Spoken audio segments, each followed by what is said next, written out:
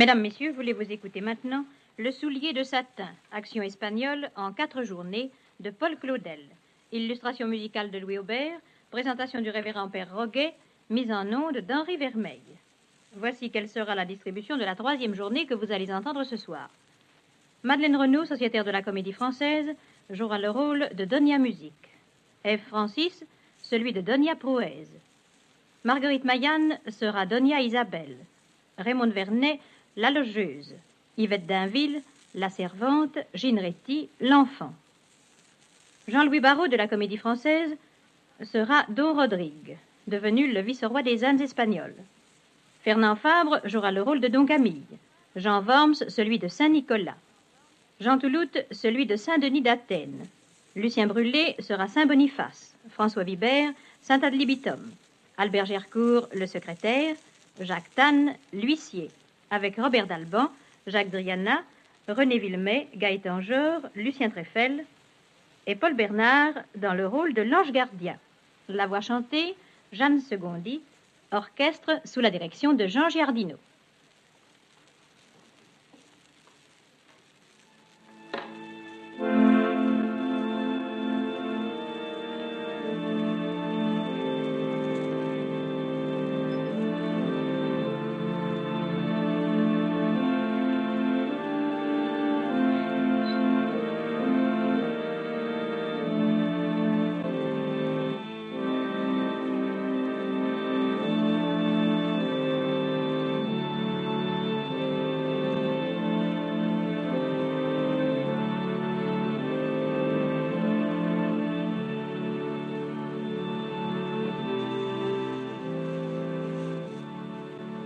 Les 2 premières journées du soulier de satin nous ont montré Don Rodrigue et Donia Prouez séparés par la volonté du roi qui a besoin de leurs services respectivement en Amérique et à Mogador. Plusieurs scènes serviront à nous montrer l'action géniale de Don Rodrigue créant un nouveau monde. Mais ce qui importe le plus pour l'intrigue, c'est le voyage de la lettre dans laquelle Donia Prouez demande à Don Rodrigue de revenir auprès d'elle. 10 ans, cette lettre voyagera entre 2 mondes sans atteindre son destinataire. Et lorsqu'elle le rejoindra enfin, il sera trop tard. Donia Prouez mourra, et c'est dans la définitive séparation corporelle que s'achèvera la raison d'être providentielle de ce grand amour. La première scène de cette journée se passe en Bohême, au cœur de l'Europe que la Réforme a déchirée. L'église de Saint-Nicolas de la Malastrana, à Prague, quelque temps après la bataille de la Montagne Blanche qui a arrêté les progrès de l'hérésie. Le soleil d'un soir d'hiver entre par la verrière au-dessus de la porte, qu'encadrent les faisceaux mêlés d'anges et de guirlandes, de tuyaux d'orgue, pareils aux fuseaux prismatiques de la grotte de Fingal. Donia Musique, dans un grand manteau de fourrure pris au milieu de l'église, pour l'enfant du vice-roi de Naples qu'elle va bientôt mettre au monde, et qui sera Don Juan d'Autriche, sauveur de la chrétienté contre l'islam. Le cœur très sombre, où brûle une lampe et sur lequel s'ouvrent des loges vides, est orné de 4 piédestaux encore inhabités, mais qui vont recevoir les évêques illustres qui se présenteront à l'instant et qui sont les saints protecteurs de l'Europe moderne qui va naître.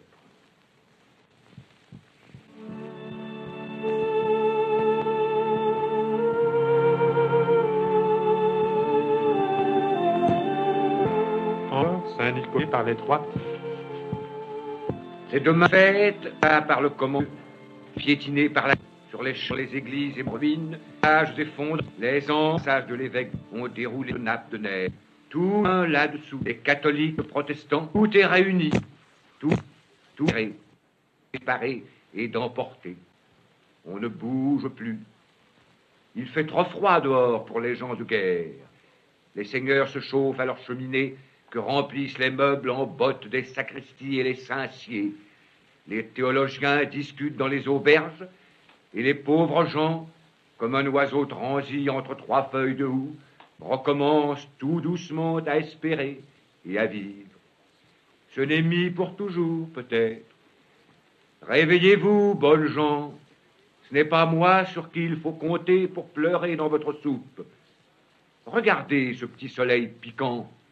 Je ne m'entends qu'avec les petits garçons, et ma journée n'est pas perdue quand j'ai mis dans leur cœur un peu de joie rude, un bon coup de rire grossier. Je ressuscite les morts fondus en leur frottant le museau avec de la neige. Et comme le soleil d'hiver, d'un seul coup, remplit 100 000 chaumières, si du bout de mon gant je gratte le givre de vos carreaux, en une seconde, ce sera Saint-Nicolas partout en Allemagne. Et Saint-Nicolas prend place sur son piédestal. Oh, mon Dieu, qu'il fait bon ici, et que je suis contente avec vous. On ne peut plus être ailleurs. Il n'y a pas besoin de rien dire. Il n'y a qu'à vous apporter ma lourde personne et à rester en silence à vos pieds. Ce secret qu'il y a dans mon cœur, il n'y a que vous qui le connaissiez.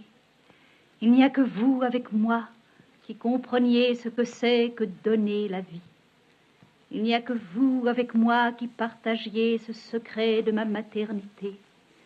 Une âme qui en fait une autre, un corps qui nourrit un autre corps en lui de sa substance.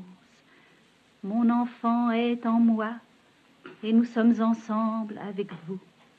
Et nous prions tous à la fois pour ce pauvre peuple effaré et blessé et effacé qui m'entoure, afin qu'il se laisse penser et comprenne les conseils de l'hiver et de la neige et de la nuit, chose que je n'aurais pas entendue autrefois, avant qu'il y eût cet enfant en moi, alors que ma joie était au dehors.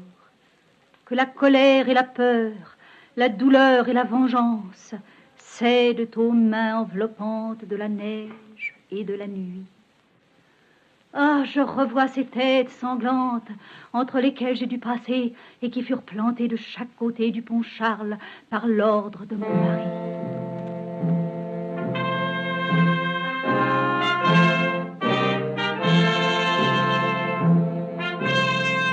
Entre Saint-Boniface, précédé par un fuson trapu à la tête énorme comme d'un bœuf.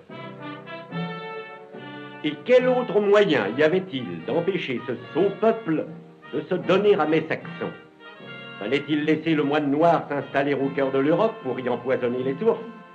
Il demeure avec les feux follets au milieu de ces marécages et de ces tourbières.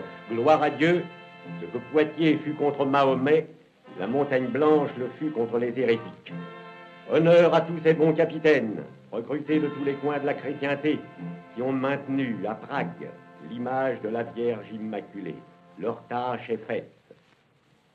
Et moi, Saint Boniface, je reste avec la mienne, qui est lourde. Ah, ce n'est pas peu de chose d'être apôtre des Saxons et l'évêque de ce troupeau intérieur et enfermé, de ce peuple bouché et qui fermente. Je veux qu'il y ait un peuple plus rapproché de la matière et plus rabattu sur elle, et plus mélangé à elle, et plus fait qu'aucun autre pour la pénétrer, et pour en être pénétré, un peuple hors de tous les cadres secs et de toutes les nations rigides, qui soit à l'égard de toute chose à l'état de désir, une grande réserve au centre de l'Europe, semi-fluide, une négation confirmatrice, une poussée qui bourre et remplisse tout, et qui maintiennent tout ensemble un homme intérieur et enveloppé, en qui la parole de Dieu ne devienne pas aussitôt action, mais cuisson, fermentation profonde. C'est pourquoi, en ce moment où l'Europe conquiert la terre, et pour que son cœur suffise à tout ce corps nouveau, Dieu a mis cette contradiction au milieu d'elle. Saint Boniface prend place sur son piédestal.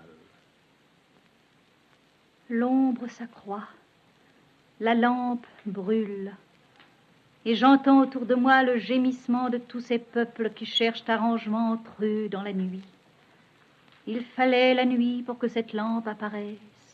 Il fallait tout ce bouleversement autour de moi, ce monde autour de Prague où il n'y a plus rien à regarder, pour que, fermant les yeux, je trouve en moi mon enfant, cette simple petite vie qui commence. Par la volonté de mon époux et par sa puissante épée, l'avalanche de l'Europe qui s'effondre a été arrêtée à moitié route. Elle s'est divisée autour de cette mince colonne où se dresse l'image de Marie. Et l'hiver étend son manteau sur les morceaux enchevêtrés de cette chrétienté en débâcle. Mon roi est venu. Il est là, qui ait obligé tout ce chaos à s'arrêter. Il faudra, bon gré mal gré, que ces gens acceptent la tyrannie, comme ils disent. Mais moi qui l'ai connue avant eux, je sais qu'elle est bonne, et c'est entre ses bras que cette vie nouvelle en moi prend origine. Maintenant que le pouvoir en eux de faire le mal est restreint, c'est alors que le bien captif est délivré. Au lieu de tout ce mal qu'ils essayaient de se faire à grand labeur, mon Dieu, quelle surprise ce sera pour eux, toute cette joie qu'on n'avait qu'à leur demander pour qu'ils la donnent. Voyez ce que les yeux d'une femme obtiennent, ou rien que cette voix qui chante. Mon Dieu, vous m'avez donné ce pouvoir, que tous ceux qui me regardent aient envie de chanter. C'est comme si je leur communiquais la mesure tout bas. Je leur donne rendez-vous sur un lac d'or. Quand on ne peut faire un pas sans trouver de toutes parts des barrières et des coupures, quand on ne peut plus se servir de la parole que pour se disputer, alors pourquoi ne pas s'apercevoir qu'à travers le chaos, il y a une mer invisible à notre disposition? Celui qui ne sait plus parler, qu'il chante. Il suffit qu'une petite âme ait la simplicité de commencer, et voici que toutes, sans qu'elles le veuillent, se mettent à l'écouter et répondent. Elles sont d'accord. Par-dessus les frontières, nous établirons cette république enchantée où les âmes se rendent visite sur ces nacelles qu'une seule larme suffit à lester. Ce n'est pas nous qui faisons la musique, elle est là, rien n'y échappe. Il n'y a qu'à s'adapter, il n'y a qu'à nous y enfoncer jusque par-dessus les oreilles. Plutôt que de nous opposer aux choses, il n'y a qu'à nous embarquer adroitement sur leurs mouvements bienheureux. Le roi, mon maître, a apporté à ce pays l'immobilité, la paix, mais il a apporté aussi avec lui son épouse bien-aimée. Et c'est ici, sans visage, que je veux m'arrêter toujours. Moi, la musique, lourde du fruit que je porte.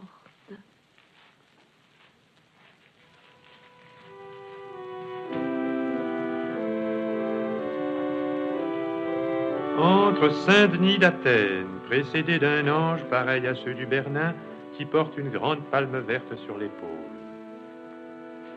Oui, qu'il fait bon dans cette église solitaire, vide de toute assistance autre que l'invisible officiellement suggéré par ces loges à droite et à gauche au-dessus de nous. Écoutez ce petit être qui prie de tout son cœur, les mains jointes et les pieds de son esprit déchaussés. On ne voit que la lampe, un point de feu sur une goutte d'huile. Mais pour elle, la cavité de ce lieu est aussi redoutable que si l'obscure fumée de ce monde entr'ouverte, elle envisageait le buisson ardent, ou le propitiatoire dans le tonnerre, ou l'agneau sur son livre scellé. Il fait bon l'entendre qui dit merci à Dieu au milieu de ce monde à moitié chemin de la dissolution, qui pour un moment de mauvaise humeur se résigne à la paix. Il lui semble qu'il n'y a qu'à laisser parler son cœur pour convier tous les êtres à ce cercle bienheureux. Mais l'homme sait bien qu'il n'a pas été fait pour être heureux. Car il n'y a d'ordre qu'au ciel, il n'y a de musique sinon là que celle de ce monde empêche d'entendre. Il n'y a rien sur la terre qui soit fait pour le bonheur de l'homme, et tout l'acharnement de tes Saxons, ô Boniface, ne suffira pas à le trouver, cette tenace exploitation de la matière qui, pour mieux la pénétrer, se fait informe comme elle. Et c'est pourquoi existe, pour tout savoir, la mer des Slaves, cet abîme sans aucun plan où l'Europe a ses racines et qui toujours lui fournira son approvisionnement de douleur si elle venait à en manquer. Voilà pourquoi à la voix de saint Paul j'ai quitté Athènes. Oh, quel dégoût j'avais de toutes ces académies et de Madame Sainte Minerve, déesse des professeurs. Je ne suis pas allé vers l'Est, j'ai compris que pour sauver l'Europe, pour fondre en un seul corps ce grand vaisseau qui, battant les flots de ses ailes informes, essaie de s'arracher à la terre, pour échapper à cette masse de boue, pour trouver la direction, c'est la proue qu'il fallait, c'est à la pointe Il fallait me placer là où il n'y avait plus devant moi que les étoiles. C'est le monde entier qu'il fallait mettre derrière mon dos. Et pour guider les hommes à travers les flots et la nuit, quelle meilleure lanterne y avait-il que celle que fait à mon poing ma tête coupée? Saint-Denis d'Athènes prend place sur son piédestal. Mon Dieu qui êtes aujourd'hui, mon Dieu qui serez demain, je vous donne mon enfant. Oh mon Dieu, il frappe en moi et je sais qu'il existe. Qu'importe le présent quand déjà mon enfant en moi est tout formé. C'est en lui que je me multiplie comme un grain de froment qui nourrira des peuples entiers. C'est en lui que je me réunis et que je tends les mains de toutes parts à ces peuples qui ne sont pas encore. Qu'ils sentent ma chair avec leur chair, et dans leur âme, mon âme, qui ne fait aucun reproche à Dieu, mais qui dit violemment « Alléluia » et « Merci ». Qu'importe le désordre et la douleur d'aujourd'hui, puisqu'elle est le commencement d'autre chose, puisque demain existe, puisque la vie continue, cette démolition avec nous des immenses réserves de la création, puisque la main de Dieu n'a pas cessé son mouvement qui écrit avec nous sur l'éternité en lignes courtes ou longues, jusqu'aux pointes et virgules, jusqu'au point le plus imperceptible, ce livre qui n'aura son sens que quand il sera fini. C'est ainsi que par l'art du poète, une image aux dernières lignes vient réveiller l'idée qui sommeillait aux premières, revivifier maintes figures à moitié faites qui attendaient l'appel. De tous ces mouvements épars, je sais bien qu'ils se préparent un accord, puisque déjà ils sont assez unis pour discorder. Mon Dieu, faites que cet enfant en moi que je vais planter sur ce centre de l'Europe soit un créateur de musique, et que sa joie à toutes les âmes qui l'écoutent serve de rendez-vous. Entre Saint ad libitum, précédé d'une sorte de nymphe aux cheveux verts entremêlés de roseaux et tenant une rame dorée. Saint ad libitum signifie toutes les possibilités d'une Europe encore fluide qui est en train de se former. L'Europe dort sous la neige. Ah, elle a bien gagné ce petit moment de repos. Mais bientôt voici que de nouveau ses forces redeviennent disponibles et que dans un recommencement inépuisable, elle ressent de toutes parts l'intérêt inépuisable de la mer. J'aime cette région des sources où chaque goutte d'eau qui tombe hésite entre les pentes qui lui sont offertes. Mais il en est une que je préfère. Tous les fleuves vont vers la mer qui est semblable au chaos, mais le Danube coule vers le paradis. C'est en vain qu'on nous dit qu'il n'y a plus de ce côté que le désert, des empilements de montagnes si hauts qu'on voit bien que ce n'est plus la mesure humaine. Sans doute, il fallait que le jardin primitif soit effacé, comme une ville condamnée dont on retourne le sol et dont on encombre les abords avec des pierres, comme un cœur ravagé par la pénitence.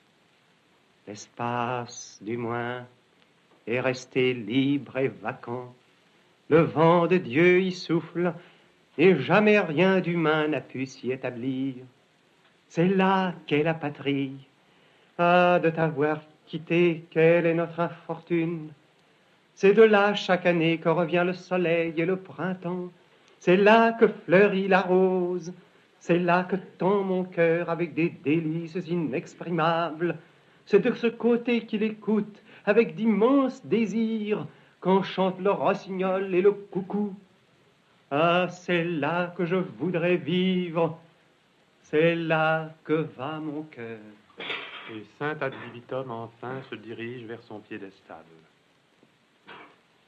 En mer, sur le bateau qui conduit en Amérique auprès de Rodrigue, don Fernand, frère de Doña Isabelle, et don Léopold Auguste, pédant ridicule au classicisme étriqué, qui se scandalise de la merveilleuse aventure vécue par Rodrigue si loin de l'Espagne.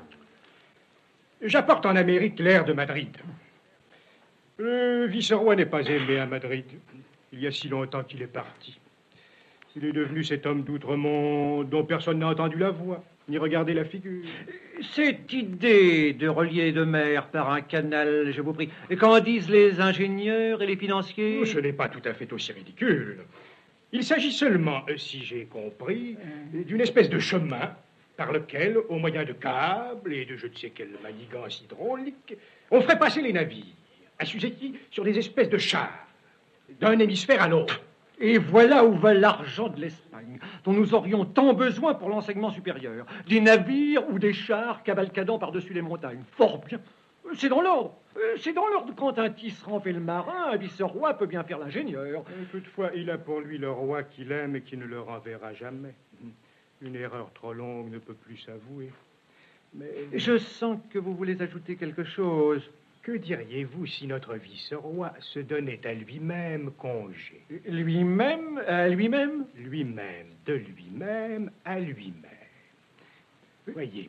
Qu'est-ce que c'est que ce papier? N'avez-vous jamais ouï parler de la fameuse lettre à Rodrigue? Si fait, mais j'ai toujours cru que c'était une espèce de proverbe ou paradigme pour les écoliers, comme l'épée de Damoclès et la maison que Pierre a bâtie. La voici. Vous pouvez lire l'adresse. Mais elle est cachetée. Si on l'ouvrait, elle perdrait toute sa puissance. Qui vous la procurait? Un moine qui la tenait d'un client, le matin pendu. Son histoire est singulière. Depuis le jour qu'à Mogador, la personne que vous savez l'a remise à certains galériens fugitifs qui, un mois plus tard, à Palos, ayant perdu jusqu'à sa chemise, eut l'idée de la fournir comme enjeu pour l'argent de toute la compagnie raflé, périr 2 heures après d'un coup de couteau.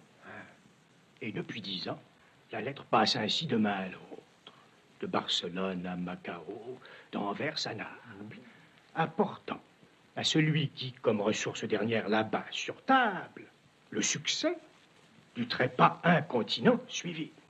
Il n'est que temps de la faire enfin parvenir à son destinataire. Mais que savez-vous de l'effet qu'elle fera? Bien, je risque ma chance. Enfin, cette lettre qui peut décider de son départ, croyez-vous que le vice-roi la recevra de vos mains sans soupçon? C'est là ce qui me gratte un peu. Donnez-la-moi. Si le vice-roi part, tant mieux. S'il reste, ce sera pour moi une bonne introduction dans l'esprit de son Altesse. Il fera de vous son directeur de l'enseignement. L'ancien vient tout juste de crever. Je sens en moi l'étoffe d'un véritable empereur de l'instruction publique. En mer, au large de l'Orénoque, le pont du vaisseau amiral, au loin une terre couverte de riches plantations, d'où s'élèvent des colonnes de fumée, un fort avec la factorerie qu'il domine et toute une série de villages qui brûlent, un ciel bas et chargé de pluie. On voit sur la mer plusieurs bateaux à l'ancre ou déjà appareillant pour partir. Des chaloupes surchargées leur amènent toute la population des villages razziés. Cette entrevue entre Almagro et Don Rodrigue nous montre en celui-ci un incomparable chef. Almagro, vous serez pendu. Je demande d'abord à être jugé. Et ensuite, si l'on me reconnaît coupable, décoller comme il convient à un homme noble. Pendu comme il convient à un traître. Je ne suis pas un traître. J'ai défendu contre vous le bien du roi. Cette terre que j'ai faite et qui lui appartient. Le bien du roi et l'obéissance de ses fils. Ce n'est pas avec l'obéissance que j'ai fait cette nouvelle Carthage. Alors explique-moi un peu, Almagro. Qui te poussait? Toute cette chose que tu as faite, quel avantage et quel bien espérais-tu en retirer? Je ne sais, je n'y ai jamais réfléchi. C'est comme l'instinct qui vous jette sur une femme. Non pas pousser, plutôt c'était quelque chose en avant qui me tirait. Il me fallait posséder cette terre, entrer dedans. C'était le commencement indispensable de quelque chose. Regarde, elle est détruite. Elle est détruite. La vase comblera tes canaux, les bêtes ravageront tes plantations. La brousse repoussera vite, c'est fini. En 2 ans, de l'œuvre et du nom d'Almagro, il ne restera plus trace. C'est déjà triste de voir une chose vieille qui s'écroule. Mais quelle joie avez-vous de détruire cette créature nouvelle et qui commençait? C'est vrai, j'ai de la joie de voir ce feu qui dévore ton œuvre. Elle aurait été plus mince encore que j'aurais été la rechercher. Oui, j'ai de la joie de détruire cette œuvre qui s'était permis d'exister sans moi. Vous ne m'avez jamais compris. Et qui donc aurait été mieux capable de te comprendre? Qui t'a regardé depuis 2 ans avec de meilleurs yeux? J'ai essayé quelque chose de ce genre une fois en Floride. Je me faisais instruire de toi. Oui, je t'aimais m'aider parfois sans que tu le saches. Je connais ton courage, ton jugement, ton profond sérieux, ta justice pour les Indiens et les nègres, ton damnable orgueil, ta haine pour moi, ton injustice pour moi. Oui, c'était peut-être cela en toi que j'aimais le plus. Vous aviez toute l'Amérique pour vous. Ne pouviez-vous me laisser ce coin de l'Orénoque? L'Orénoque aussi est à moi. Et il s'est trouvé tout à coup que j'en ai eu besoin. Il me fallait absolument des travailleurs, Almagro. Je n'avais pas le choix. Pour le chemin chimérique entre les deux mers. Ne juge pas ce que tu ne peux comprendre. Tu n'avais qu'un domaine à créer, et j'ai à faire un monde. Et moi, je crois que vous étiez jaloux du pauvre Almagro. Il est vrai. Et tu me disais tout à l'heure que je ne t'avais pas compris. Mais si je n'avais pas compris ton œuvre, comment en aurais-je été jaloux? Comment comprendre ce qu'on n'aime pas? Et comment aurais-je aimé cette œuvre stupide qui était là pour nous interdire la seule chose que je désirais? Quelle est cette chose? Ton amitié, Almagro. L'amitié d'un homme que vous allez pendre? Mon fils, as-tu pu prendre au sérieux cette plaisanterie? Et quoi? Tuer mon Almagro, retrancher mon bras droit, détruire un tel rival, quand je ne veux cesser chaque jour de triompher de lui, lui faisant à mon côté une part presque semblable à la mienne. Je ne veux pas vous servir. Le malheur est que je n'ai pas d'autre choix sinon que tu me serves. Je n'ai jamais su ce que c'est que de servir un autre. Tu verras comme c'est intéressant de l'apprendre. J'aime mieux être pendu. Est-ce ainsi que tu apprécies l'honneur que je t'ai fait de m'occuper de toi? Je ne vous demandais que de me laisser tranquille où j'étais. Mais pourquoi parler ainsi? Quand chacune de tes actions n'avait pour but que de me défier et de me provoquer. Certainement, j'aurais fait plus que vous si j'avais eu les mêmes chances. Et tu veux que je laisse un homme pareil sur les rives de cet Orénoque? S'il ne vous faut que ma haine, je suis à vous. La haine peut te mener loin, Almagro. Combien de gens sont morts à mon service, regrettant le jour où ils ont commencé à me détester. Vous êtes un homme injuste et cruel. Si je n'étais injuste et cruel, tu ne m'aimerais pas autant. Ah, que n'ai-je une arme à la main pour vous faire payer cette dérision? Je ne demande qu'à te donner cette arme.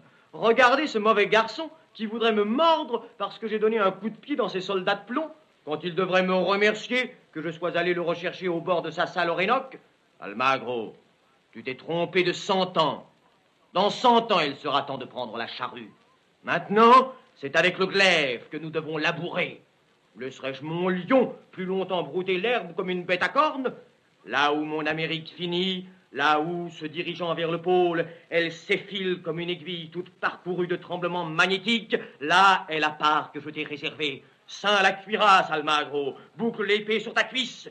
Est-ce qu'il s'agit de cultiver, tandis qu'il y a devant toi cet empire tout en or qui t'attend, et dont la nuit antarctique, ces défenses monstrueuses à escalader? Là où le monde s'arrête, c'est là que toi-même, tu t'arrêteras.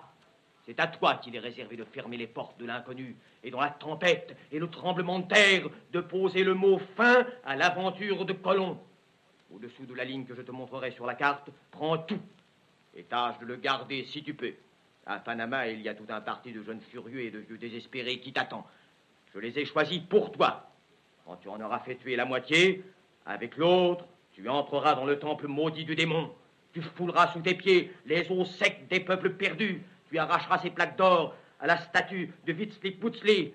Et ne crains pas que jamais les adversaires te manquent. Dans le brouillard, dans la forêt, dans le repli des montagnes affreuses, le temps est ménagé de tels qu'ils suffiront.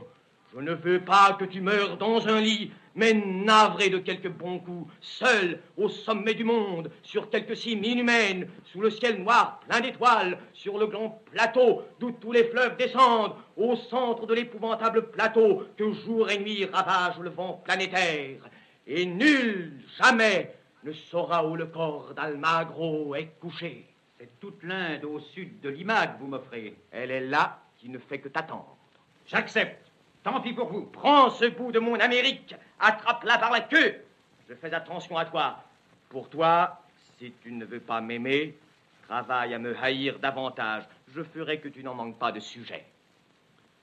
Mais il est bien clair que nous ne pouvions refuser plus longtemps à l'imagination de nos spectateurs là-haut, tout près des cintres, cette rangée de fenêtres dans un plâtras agréablement rose ou bleu d'une maison de Gênes, transportée pour les besoins de la couleur locale à Panama. Chacune est décorée d'une ficelle où pendent des piments et des os. Au milieu, un petit balcon. L'apparence corporelle de Don Léopold Auguste est réduite à un pourpoint rattaché par des aiguillettes au rez-de-chausse. Cela ne l'empêche pas, tout gonflé d'air et suspendu au bout d'une canne à pêche, d'exécuter dans la bonne brise de l'après-midi une espèce de danse personnelle autant majestueuse que gaillarde. La logeuse tape sur don Léopold Auguste avec une canne et à chaque coup, la dépouille de don Léopold Auguste répond en émettant un petit jet de poussière. Pan! Pan! Pan! Pan! Ah! Mais pan! Pan! J'aurais jamais cru qu'il tienne autant de poussière dans un savon. Allez, pan! Mais attrape ça! Mon vieux Philippe Auguste! Non, c'est pas de chance tout de même. À peine arrivé depuis 2 jours à Panama et quick! Le temps d'enlever son chapeau pour se torcher la tête, un trait de l'archer Apollon, comme disait monsieur le greffier de la justice de paix. Vous la couchez tout noir sur le pavé. Il y en a encore un à qui la lettre de Rodrigue n'a pas porté la chance. Ben alors pourquoi tiens-tu tant à la garder? Donne-la-moi, Léopold. Mais laisse-la tomber. Tu ne veux pas. Je t'en prie. Pas, mais je t'en supplie. Il me faut absolument cette lettre pour que la pièce continue et qu'elle ne reste pas bêtement suspendue entre ciel et terre. Tu vois bien là-dessous ce monsieur et cette dame tristement qui nous attendent. Je soumets humblement ma requête à la bienveillante attention de votre magnificence. Pan! Oh, mais vous direz que je n'aurais qu'à mettre la main dans Philippe Auguste pour prendre la lettre. Mais j'ose pas. Ça me porterait malheur. J'aime mieux qu'il s'en défasse naturellement et de lui-même, comme prunier de sa prune. Pan! Et pan! Ah! La Ça y est! lettre tombe. Encore un petit coup pour finir. Pan! La toile du fond, avec la logeuse d'abord et don Léopold Auguste ensuite, est entraînée vers les cintres. On voit apparaître les cimes d'une vague verdouillade tropicale, puis monte, en commençant par les chapeaux, auxquels succèdent les figures et les corps, enfin les images peintes dans la toile de don Ramire et doña Isabelle assis sur un banc, tous deux en noir. L'auditeur oublieux nous permettra de lui rappeler que doña Isabelle, lors de la première journée, a vu son amant don Louis s'étendu sur le carreau par don Rodrigue. Elle a donc de solides raisons d'en vouloir à celui-ci, qui lui a fait épouser son collaborateur immédiat, don Ramire. Le vice-roi ne m'aime plus. Et quoi? C'est au moment qu'il vient de vous donner le gouvernement du Mexique, un royaume 10 fois plus grand et plus beau que l'Espagne, avec ses mines et ses plantations, et le pétrole, et cette ouverture au nord sur l'infini, que je vous entends vous plaindre. Le vice-roi ne m'aime plus. S'il m'aimait, il ne m'éloignerait pas ainsi de sa personne. N'est-ce pas vous-même qui avez demandé le Mexique? Je voulais laisser demander. Pourquoi me l'avez-vous laissé demander? Je voulais laisser demander pour voir. Pour voir quoi? Le crédit dont vous jouissiez dans l'esprit de son Altesse. Accusez bien plutôt votre disposition jalouse et tourmentée. Cette mélancolie qui vous fait taquiner et provoquer la chose même que vous redoutez le plus. Vous lui plaisez plus que moi. L'ai-je voulu? Et croyez-vous que j'ai une raison si forte de l'aimer, quand c'est à lui que je dois d'être votre femme? J'ai droit sur vous, mais il a droit sur moi. Eh bien, je m'en vais de ce pas lui dire que vous ne voulez pas du Mexique. Cela ne servira de rien. Il ne pardonne pas dans les gens qu'il servent l'hésitation. Les gens qui, comme moi, ont eu le temps de le connaître. Il m'a rejeté, c'est fini. Il n'aime pas les gens qui se repentent. Il t'a rejeté, nous le rejetterons aussi. Il est temps de vivre par toi-même. Il y a assez longtemps que tu as été fasciné et capté par cet astre malfaisant. Ramire, je ne vous aime pas, mais je vous suis profondément associé. Nous n'irons pas au Mexique. Il ne s'agit pas de s'en aller. Il faut que lui s'en aille. Il faut que Rodrigue disparaisse, qu'il cesse absolument d'être là. La place qu'il occupait, il faut que tu la prennes. Et quoi? Lui prendre l'Amérique? Ce serait lui enlever plus que sa femme. Que diriez-vous si lui-même l'abandonnait? Il ne nous abandonnera pas. Il est avec nous pour toujours. Je crois en lui. Oh Dieu, que neige la lettre à Rodrigue. Cette lettre que votre frère avait apportée d'Espagne. Et qu'il a remise par superstition à cet imbécile qu'un rayon de soleil a ce matin éteint. Il vaut mieux que cette lettre soit perdue. Vous redoutez l'épreuve pour votre idole. Je ne crains rien. Donnez-moi seulement la lettre à Rodrigue. Ah, la lettre tombe du ciel. Un instant, pardon, je la ramasse et je la place devant les yeux de don Ramire. Prenez-la, madame. La voici.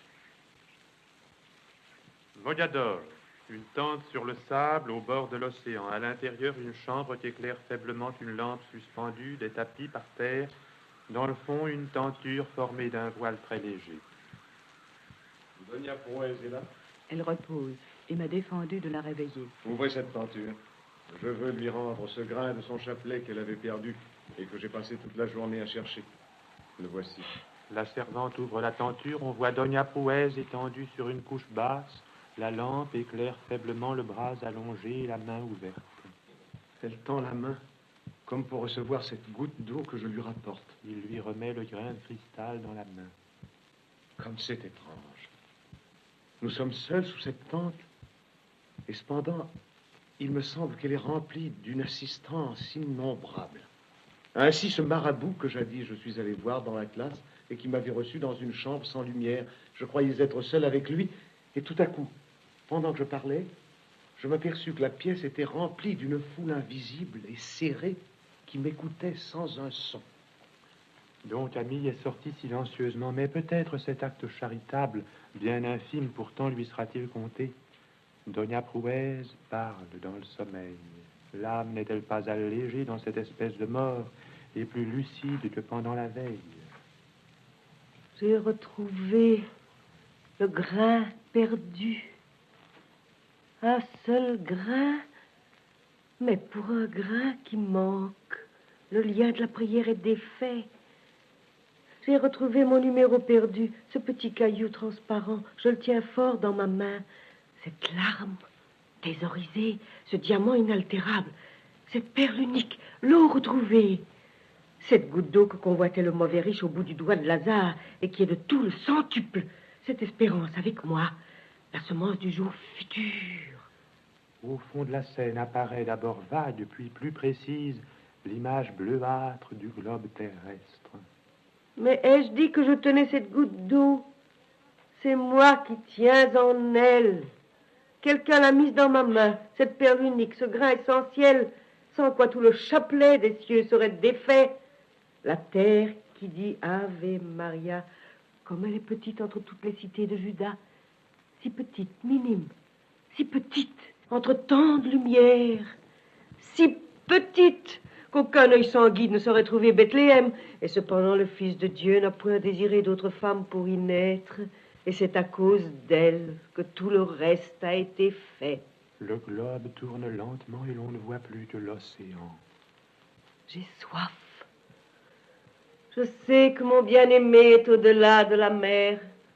Rodrigue, je sais que nous buvons à la même coupe tous les deux. Elle est cet horizon commun de notre exil. C'est elle que je vois chaque matin apparaître étincelante dans le soleil levant. Et quand je l'ai épuisée, c'est de moi, dans les ténèbres, qu'il la reçoit à son tour. Le globe tourne encore et l'on voit à l'horizon, sur l'extrême courbure, apparaître la longue ligne sinueuse de l'isthme de Panama, derrière lequel commencent à briller les eaux d'un autre océan. Entre les deux mers, à l'horizon de l'ouest, là où la barrière est plus mince entre ces deux masses d'un continent par le milieu qui le sépare, c'est là que tu t'es établi. Là est la porte qu'on t'a donnée à ouvrir. De nouveau, il n'y a plus que l'océan. La mer, libre. Rodrigue, c'est moi, Rodrigue. Je suis là, j'ai entendu, j'entends. Pourquoi me retenir sur ce seuil à demi rompu? Pourquoi vouloir m'interdire cette porte que tu as toi-même ouverte? Comment t'empêcher qu'on vienne me prendre de l'autre côté de cette barrière enfoncée? Ce n'est pas la mer dans le brouillard.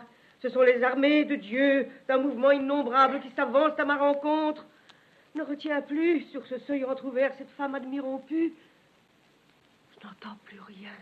Le globe tourne encore. On voit apparaître à l'horizon le groupe des îles du Japon. Quelles sont ces îles là-bas, pareilles à des nuages? J'entends la mer sans fin qui brise sur ses rivages éternels.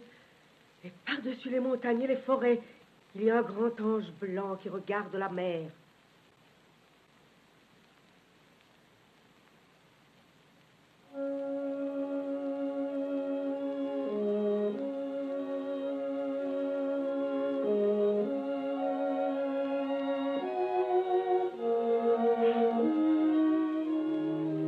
La grande île du Japon, peu à peu, s'anime et prend la forme d'un de ces gardiens en armure sombre que l'on voit à Nara.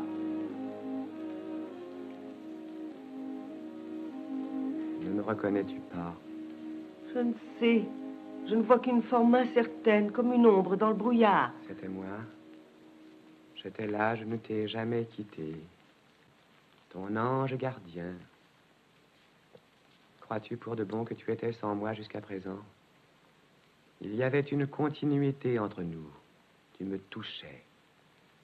Ainsi, quand vient l'automne, comme il fait chaud encore, l'air est bleu L'hirondelle partout trouve une pâture abondante. Et cependant, comment le sait-elle? Le temps est venu. Rien ne l'empêchera de partir. Il le faut. Elle part, bravant la mer. Elle n'est pas embarrassée de la direction.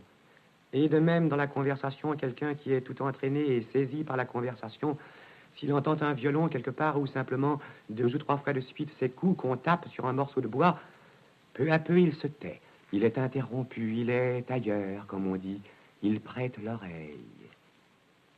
Et toi-même, dis-moi s'il est bien vrai que tu ne l'aies jamais ressenti au fond de toi-même, entre le cœur et le foie, ce coup sourd, cet arrêt net, cette touchée urgente. Je ne les connais que trop.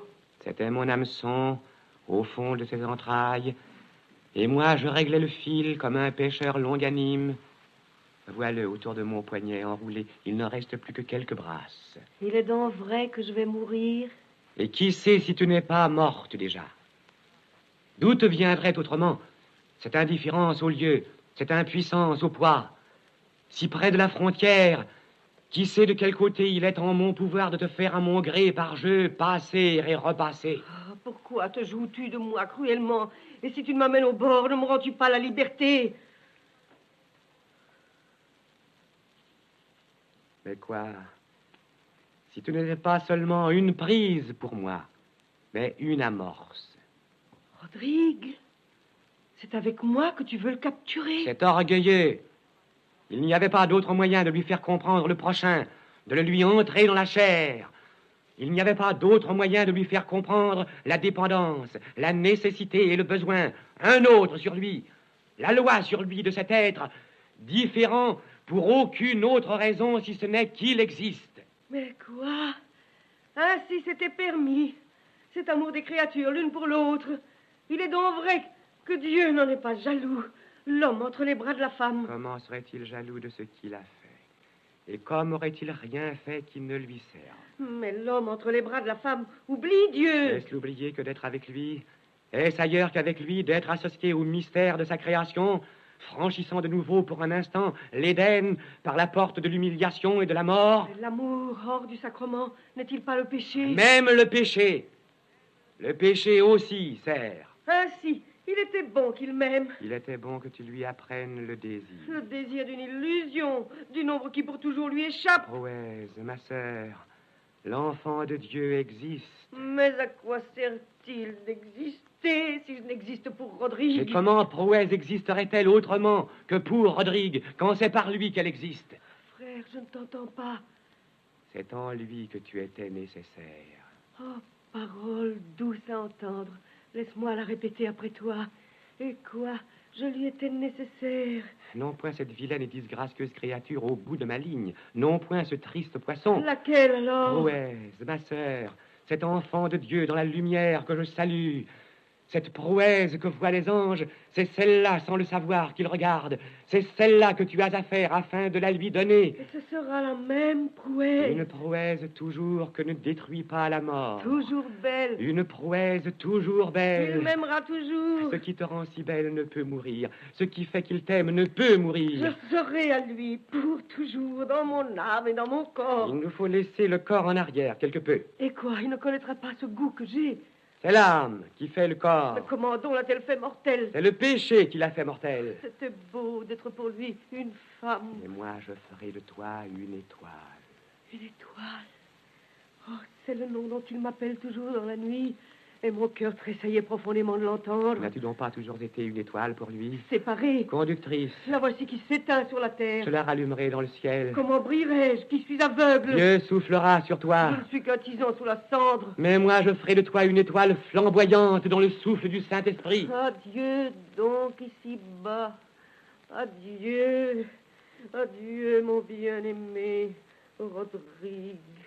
Rodrigue, là-bas. Adieu pour toujours. Pourquoi adieu? Pourquoi là-bas? Quand tu seras plus près de lui que tu ne l'es à présent, associé de l'autre côté du voile à cette cause qui le fait vivre. Il cherche et ne me trouvera plus. Mais comment te trouverait-il au dehors, alors que tu n'es plus autre part que dedans son cœur lui-même? Tu dis vrai? C'est bien là que je serai. Cet hameçon dans son cœur, profondément enfoncé. Il me désirera toujours. L'intelligence suffit. C'est l'esprit qui parle purement à l'esprit. Mais pour les autres, il faut que la chair aussi, peu à peu, soit évangélisée et convertie. Et quelle chair pour parler à l'homme plus puissante que celle de la femme? Maintenant, il ne pourra plus te désirer sans désirer en même temps où tu es. Mais est-ce que le ciel jamais lui sera aussi désirable que moi? D'une pareille sottise, tu seras puni à l'instant. Ah, frère, fais-moi durer encore cette seconde. Salut, ma sœur bien-aimée. Bienvenue, prouesse, dans la flamme. Et connais-tu à présent ces eaux où je voulais te conduire? Ah, je n'en ai pas assez encore. Rends-la-moi donc enfin, cette eau où je fus baptisé. La voici de toutes parts, qui te baigne et te pénètre. Elle me baigne, et je n'y puis goûter. C'est un rayon qui me perce, c'est un glaive qui me divise, c'est le fer rouge effroyablement appliqué sur le nerf même de la vie, c'est l'effervescence de la source qui s'empare de tous mes éléments pour les dissoudre et les recomposer. C'est le néant à chaque moment où je sombre, et Dieu sur ma bouche qui me ressuscite est supérieur à toutes les délices. Ah, c'est l'attraction impitoyable de la soif, l'abomination de cette soif affreuse qui m'ouvre et me crucifie. Demandes-tu que je te rende à l'ancienne vie? Non, oh non, ne me sépare plus à jamais de ces flammes désirées. Il faut que je leur donne à fondre et à dévorer cette carapace affreuse. Il faut que mes liens brûlent. Il faut que je leur tienne à détruire toute mon affreuse cuirasse, tout cela que Dieu n'a pas fait, tout ce roi de bois d'illusions et de péché, cette idole, cette abominable poupée que j'ai fabriquée à la place de l'image vivante de Dieu dont ma chair portait le sceau empreint. Et ce Rodrigue, où crois-tu que tu lui sois le plus utile? Ici-bas ou dans ce lieu maintenant que tu connais? Non, laisse-moi ici, ne me retire pas encore. Pendant qu'il achève en ce lieu obscur sa course, laisse-moi me consumer pour lui comme une cire au pied de la Vierge et qu'il sente sur son front de temps en temps tomber une goutte de cette huile ardente. C'est assez. Le temps n'est pas encore venu tout à fait pour toi de franchir la sainte frontière. Maintenant, je vois ton visage, qu'il est sévère et menaçant. Tu en connaîtras un autre plus tard. Celui-ci convient à ce lieu de justice et de pénitence. C'est pénitence que Rodrigue va faire, lui aussi. Les voies directes de Dieu, le temps est venu pour lui qu'il commence à les fouler. C'est moi qui dois lui en ouvrir le seuil. Ce qu'il désire ne peut être à la fois au ciel et sur la terre. Qu'attends-tu pour me faire mourir? J'attends que tu consentes. Je consens, j'ai consenti. Mais comment peux-tu consentir à me donner ce qui n'est pas à toi? Mon âme n'est plus à moi. Ne l'as-tu pas donné à Rodrigue dans la nuit? Il faut donc lui dire de me la rapporter. C'est de lui que tu dois recevoir permission. Laisse-moi, mon bien-aimé. Laisse-moi partir. Laisse-moi devenir une étoile. Et cette mort qui fera de toi une étoile, consens-tu à la recevoir de sa main? Ah, je remercie Dieu. Viens, cher Rodrigue, je suis prête. Sur cette chose qui est à toi, lève ta main meurtrière. Sacrifie cette chose qui est à toi. Mourir, mourir par toi, mais d'où? Maintenant, je n'ai plus rien à te dire. Sinon, au revoir. Adieu. J'ai fini ma tâche avec toi. Au revoir, sœur chérie, dans la lumière éternelle. Ne me laisse pas encore. Aigle divin, prends-moi pour un moment dans tes serres. Élève-moi, le temps de compter 1. Le rond complet autour de nos deux existences, laisse-moi le voir. Le chemin qu'il a à suivre, laisse-moi le rouler autour de mon bras, afin qu'il n'efface pas un pas auquel je ne sois attaché, et que je ne sois au bout, et qu'il ne le conduise vers moi. Quelle est cette pierre que tu me montres dans ta main? La pierre sur laquelle tout à l'heure son bateau va s'ouvrir. Il échappe seul, la tête blanche d'écume, il aborde cette terre inconnue. Mais qu'importe le naufrage, il est arrivé. Ce n'est pas un monde nouveau qu'il s'agissait de découvrir, c'est l'ancien qui était perdu qu'il s'agissait de retrouver. Il a mis dessus l'empreinte de son pied et de sa main. Il a achevé l'entreprise de Colomb. Il a exécuté la grande promesse de Colomb. Car ce que Colomb avait promis au roi d'Espagne, ce n'est pas un quartier nouveau de l'univers. C'est la réunion de la terre. C'est l'ambassade vers ces peuples que vous sentiez dans votre dos. C'est le bruit des pieds de l'homme dans la région antérieure au matin. Ce sont les passages du soleil. Il apporte avec lui assez de péchés pour comprendre leurs ténèbres. Dieu lui a montré assez de joie pour qu'ils comprennent leur désespoir. Ce néant, au bord duquel ils sont depuis si longtemps assis, ce vide laissé par l'absence de l'être, où se joue le reflet du ciel, il fallait leur apporter Dieu pour qu'ils comprennent tout à fait. Ce n'est pas Rodrigue qui apporte Dieu, mais il faut qu'il vienne pour que le manque de Dieu où sont assises ces multitudes soit regardé. Oh Marie, Reine du ciel, autour de qui s'enroule tout le chapelet des cieux, ayez pitié de ces peuples qui attendent. L'ange gardien rentre dans la terre, qui se rétrécit et devient pas plus grosse qu'une tête d'épingle. Tout est rempli par le ciel fourmillant, au travers duquel se dessine l'image gigantesque de l'Immaculée Conception.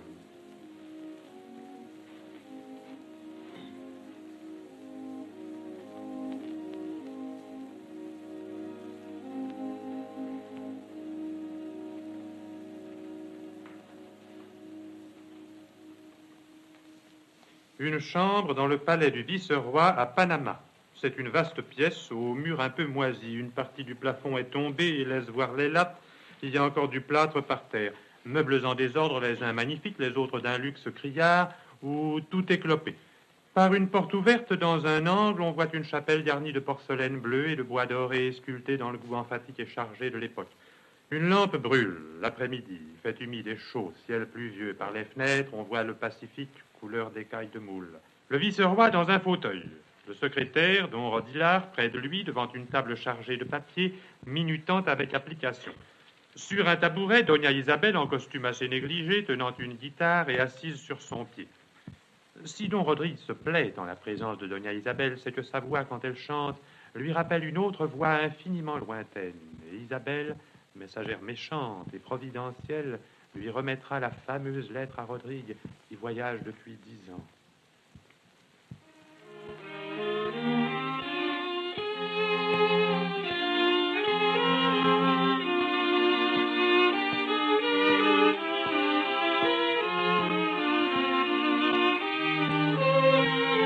Cet orchestre est bien mauvais. Je ne comprends pas que votre Altesse puisse le tolérer. S'il était meilleur, j'entendrais ce qu'il joue. Et ce serait tellement ennuyeux. Pas à moi, en toute chose, je ne prise que la perfection. Bon, Rodilard. Madame? Ah, que vous seriez gentil de nous donner connaissance de ces poésies de votre façon dont vous faites quelquefois, m'a-t-on dit, lecture à vos amis. 6, 20 fardes de quinquina, 200 de bois de campèche. Les syllabes sont comptées si justes, les rimes si exactement pesées, mesurées, ajustées, qu'un seul grain de tabac ferait chavirer la fragile merveille. Pour moi, un poème parfait est comme un vase bouché. Je sais que votre Altesse adore les comparaisons. Qui me suggère cet autre? Un morceau de jade cassé vaut mieux qu'une tuile entière. C'est une sentence chinoise. Je suppose que ce sont ces pêcheurs que notre galère de police a ramassés l'autre jour près de l'île aux tortues qui vous l'ont apporté. Non, pas chinois, ce sont des japonais. Rappelez-moi donc cette chanson qu'ils chantaient tous ensemble et que j'aimais tant.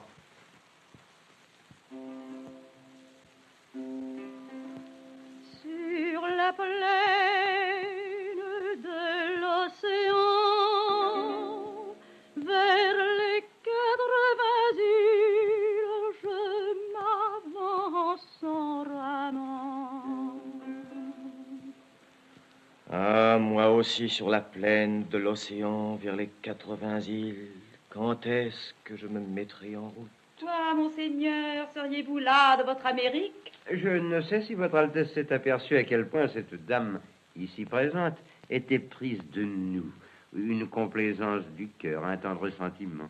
Est-ce don Rodrigue qu'elle aime? Est-ce le vice-roi? Pas moyen de le savoir.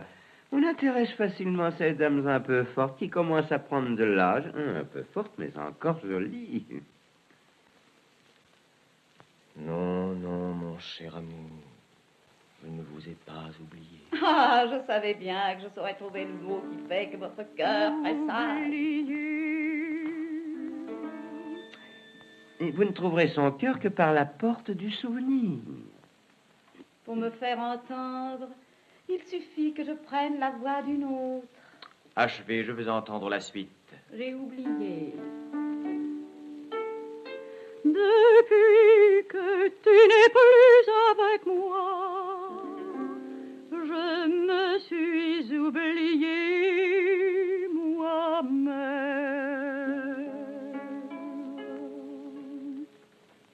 J'aime la manière dont chante notre Isabelle. Ce ne sont pas des notes sur des lignes. Ainsi dans la forêt chante cet oiseau qu'on appelle rialejo. Quand je suis avec d'autres, je ne chante pas de la même manière. Pourquoi me forcer mon Seigneur à trébucher sur ces chemins obscurs?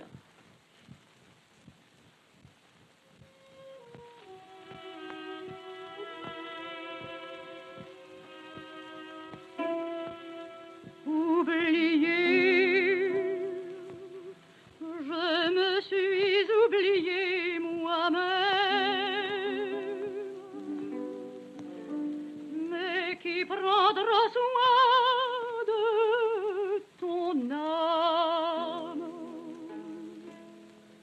Il faudrait quelque chose comme maintenant que tu m'as laissé sortir. Mais c'est de la fichue prosodie. Mais qui prendra soin de ton âme maintenant que je n'y suis plus? Maintenant que je ne suis plus avec toi,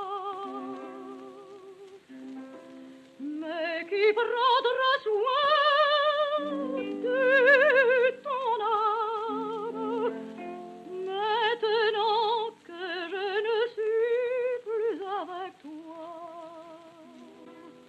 Pour toujours, maintenant que je ne suis plus avec toi. Pour toujours. Il n'y avait qu'un mot à dire pour que je reste pour toujours avec toi. Pour toujours avec toi, pour toujours avec toi. Mais ce mot, qui sait si elle ne l'a pas dit? Son Altesse, probablement, n'a jamais entendu parler de la lettre à Rodrigue. Il n'y a pas de lettre à Rodrigue. Il y a une lettre à Rodrigue. Et là-bas, derrière nous, de l'autre côté de la mer, il y a une femme qui attend depuis 10 ans la réponse.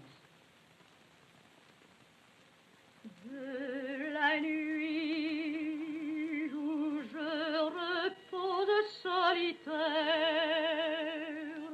jusqu'au lever du jour, combien le temps est long, combien les heures sont longues. Le sais-tu? Le sais-tu? Dis-moi. Son Altesse me permettra peut-être de répondre à sa place, qu'elle le sait. Isabelle, où est cette lettre? Là, sur cette table, je l'ai remise à votre secrétaire. Votre Altesse m'excusera, je pense à lui remettre dans un moment, une fois la signature terminée. Donne-moi la lettre. C'est bien mon nom. C'est bien son écriture. Prouez, il y a 10 ans. Oh, je ne peux pas lire. À Mogador, une tente au bord de la mer, tapis l'un sur l'autre, étendus, impression d'une grande lumière et d'une grande chaleur au dehors. Don Camille, en grand burnous arabe, tenant à la main le petit chapelet mahométan, Doña Prouez, admis couché sur un divan, aussi en vêtements arabes. Le renégat Don Camille va essayer sur Doña Prouez la suprême tentation, Mais peut-être est-ce l'obsession de Dieu qu'il a perdu qui explique son blasphème, et il sera peut-être sauvé à la fin. Il ne tiendrait qu'à moi de prendre ce petit pied nu. Il est à vous, comme le reste. N'ai-je pas l'honneur d'être votre épouse? J'ai juré de ne plus vous toucher. J'ai cédé à votre indifférence insultante. Il ne manque pas de femmes pour moi, là-haut dans ce poulailler que l'Afrique et la mer approvisionnent. Je suis flatté de la préférence pour le moment que vous m'accordez. Avouez que si je n'étais pas là, qui vous regarde, il vous manquerait quelque chose. Il est vrai que je suis habitué à ces yeux moqueurs et douloureux qui passent de mon visage à mes mains, et à cette question dévorante. Que d'agréables après-midi nous avons passé assis ensemble, sans aucune parole. Pourquoi m'avoir épousé? Les troupes m'avaient trahi. N'étais-je pas en votre pouvoir? Mon mari était mort.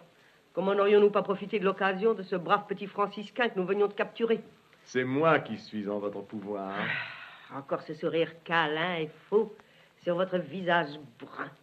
Ce sourire que madame votre mère aimait et détestait. Et qui, moi aussi, me fait un peu mal au cœur. Mais c'est vrai que je suis en votre pouvoir. C'est vrai à moitié?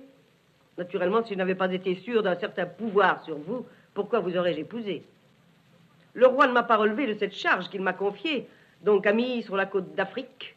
C'est moi ici qui vous empêche de faire tout le mal que vous voudriez. Est-il vrai? M'arrive-t-il souvent de demander votre précieux conseil, madame? Vous l'aurais accordé?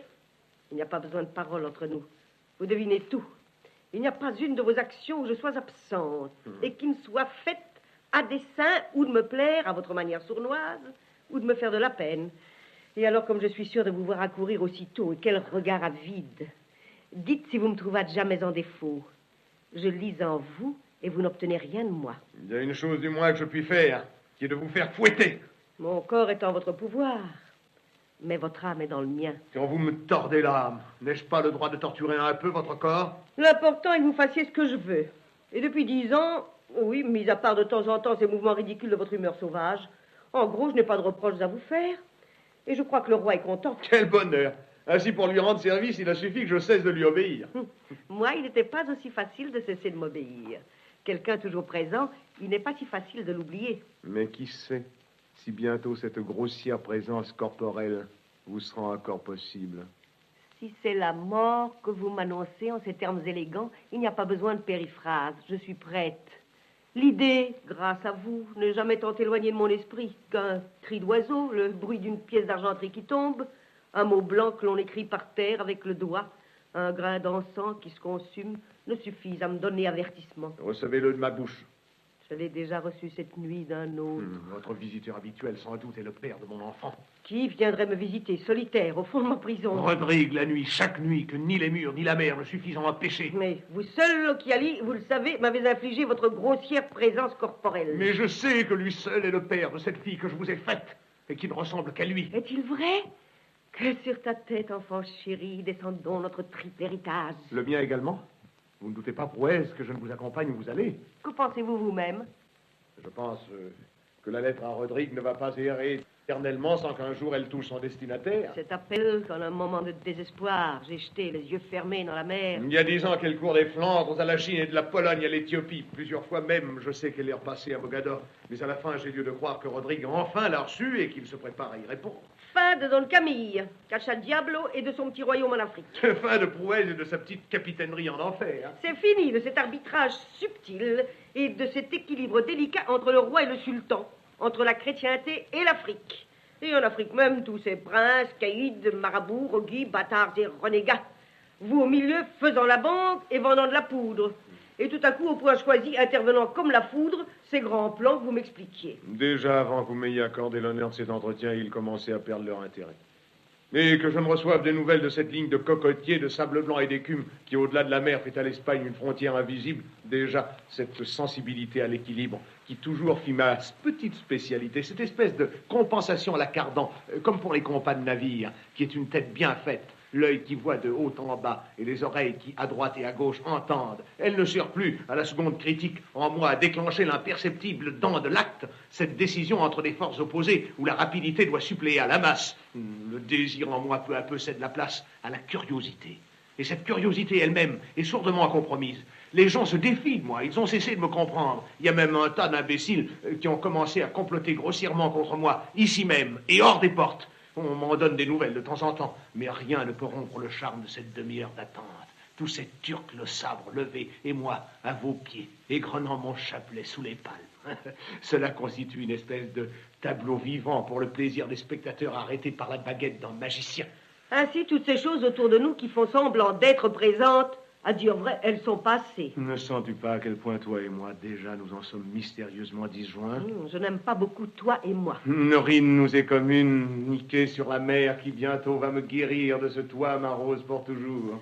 Si vous leviez les yeux sur moi, j'y lirais d'autres paroles. Pourquoi lever les yeux, quand je sais d'avance ce que je lirai dans les vôtres? Cela vaut la peine de regarder cette unique portion de l'univers encore qui soit capable de vous intéresser. Ce petit pied de nuit me suffit. Adieu, Seigneur.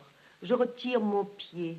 Quelqu'un est venu me chercher et je suis libre. Moi, je suis libre aussi. Je suis contente d'être libre, mais je n'aime pas cette idée que vous le soyez également. Tant que j'étais vivante, j'ai toujours senti que vous n'aviez pas le droit d'être libre. La mort est venue vous relever. Je ne sais pas. Je suis inquiète de vous laisser. Et qui sait si mon corps ne vous a pas communiqué de moi un tel secret que mon âme elle-même ignore. Il est vrai. Vous n'avez pu empêcher que nous fassions une certaine alliance ensemble et que nous continuions malgré vous sourdement à correspondre. Bientôt, je n'aurai plus de corps. Mais votre religion dit que vous conservez avec vous tout ce qu'il faut pour le revégéter. Là, votre pouvoir s'arrête. En êtes-vous si sûr? Est-ce en vain que depuis 10 ans, je vous oblige à vivre dans l'habitude que mon opposition vous imposait? Avez-vous la pertinence de penser qu'il y avait en moi quelque chose qui fut fait spécialement pour vous? Vous serez autrement le pouvoir qui me retient à vos pieds et qui depuis 10 ans m'oblige à écouter ce cœur en vous qui bat. Un autre l'occupe. Il occupe votre pensée, mais non point ce cœur occupé à chaque seconde à vous faire. Ce cœur qui vous fait, ce n'est point Rodrigue qui l'a fait. Il était fait pour lui. J'écoute bien. Mais ce n'est point ce que me dit cette chose en vous plus ancienne que vous qui bat ce battement depuis la création du monde que vous avez hérité d'un autre. Il ne prononce aucun nom mortel. Je sais qu'il commence en moi un nom que Rodrigue, avec moi de l'autre côté de la mer, achève. Je dis plutôt qu'il vous aide à étouffer cet esprit en vous qui soupire. N'est-ce pas Rodrigue, par qui je suis ici avec vous et qui m'a appris à sacrifier le monde entier? Il suffit à le remplacer. Lui-même. N'ai-je pas renoncé à lui en ce monde? Afin de mieux dans l'autre le posséder. Resterai-je sans récompense? Ah! J'attendais ce mot. Les chrétiens n'en ont pas d'autre à la bouche. Tant mieux s'il me sert à écraser celle d'un renégat. Dites-moi, vous qui êtes resté de la maison, j'ai toujours été curieux de savoir l'effet qu'a produit ma brillante sortie et si j'ai vraiment réussi à faire de la peine au vieux propriétaire. Celui qui est la cause de toute joie, on ne peut lui affliger aucune peine. Vous parlez comme un petit sansonnet qui répète l'air qu'on lui siffle. Moi, je crois autre chose. Tâchez de suivre mon raisonnement. Au secours, mes souvenirs d'école. L'agissant, oui, c'est là le mot que je cherchais. Tout ce qui est contre le vœu de l'agissant inflige à cet agissant une souffrance conforme à sa nature. Si je tape un mur, je me fais mal. Et si je tape avec une grande force, je me fais un grand mal. Il est vrai. Et si je tape avec une force infinie, je me fais un mal infini. Ainsi, moi, fini. Si je tiens un bon, j'arrête la toute-puissance. L'infini souffre en moi, limite et résistance. Je lui impose ça contre sa nature. Je puis être la cause en lui d'un mal et d'une souffrance infinie. Une passion telle qu'elle a pu arracher le Fils du sein du Père, selon ce que vous autres chrétiens nous dites. Nous disons grâce, gratuité, non point arrachée, bonté et non point souffrance. Dites ce que vous voudrez. Que fera-t-il si moi je ne veux point de cette bonté? Dieu ne se soucie point de l'apostat, il est perdu, il est comme s'il n'était pas. Et moi je dis que le Créateur ne peut lâcher sa créature. Si elle souffre, il souffre en même temps. C'est lui qui fait en elle ce qui souffre. Il est en mon pouvoir d'empêcher cette figure qu'il voulait faire de moi, en qui je sais que je ne puis être remplacé. Si vous pensez que toute créature est à jamais irremplaçable par une autre, vous comprendrez qu'en nous, il est en notre pouvoir de priver le sympathique artiste d'une œuvre irremplaçable, une parcelle de lui-même. Ah, je sais qu'il y aura toujours cette épine dans son cœur. J'ai trouvé ce passage jusqu'au plus profond de son être. Je suis la brebis bien perdue, que les cent autres à jamais ne suffisent pas à compenser. Je souffre de lui dans le fini, mais lui souffre de moi dans l'infini et pour l'éternité. Cette pensée me console en cette Afrique à quoi je suis condamné. Quelle affreuse méchanceté. Méchanceté ou non, j'ai affaire à quelqu'un de difficile et de moins simple que vous pensez. Je n'ai pas d'avantage à perdre. J'occupe une forte position. Je détiens quelque chose d'essentiel. On a besoin de moi. Je suis ici, je suis en position de le priver de quelque chose d'essentiel. Beaucoup d'admirateurs ignorants qui ne savent que dire amen à tout ne veulent pas un critique éclairé. Si Dieu a besoin de vous, ne croyez-vous pas que vous aussi, de votre côté, ayez besoin de lui? J'ai nourri quelque temps, en effet, cette prudente et salutaire pensée. Le vieillard dangereux que nous racontent les prêtres, pourquoi ne pas nous mettre bien avec lui? Ça ne coûte pas grand-chose, il est si peu gênant et il tient si peu de place. Un coup de chapeau, et le voilà content. Quelques égards extérieurs, quelques cajoleries qui ne trouvent jamais les vieillards insensibles. Au fond, nous savons qu'il est aveugle et un peu gâteux. Il est plus facile de le mettre de notre côté et de nous servir de lui pour soutenir nos petits arrangements confortables. Patrie, famille, propriété, la richesse pour les riches, la gale pour les galeux, peu pour les gens de peu et rien du tout pour les hommes de rien. À nous le profit, à lui l'honneur. Un honneur que nous partageons. J'ai horreur de vous entendre blasphémer. J'oubliais! Un bel amant pour les femmes amoureuses en ce monde ou dans l'autre. L'éternité bienheureuse dont nous parle les curés, n'étant là que pour donner aux femmes vertueuses dans l'autre monde les plaisirs que les autres s'adjugent en celui-ci. Est-ce encore moi qui blasphème?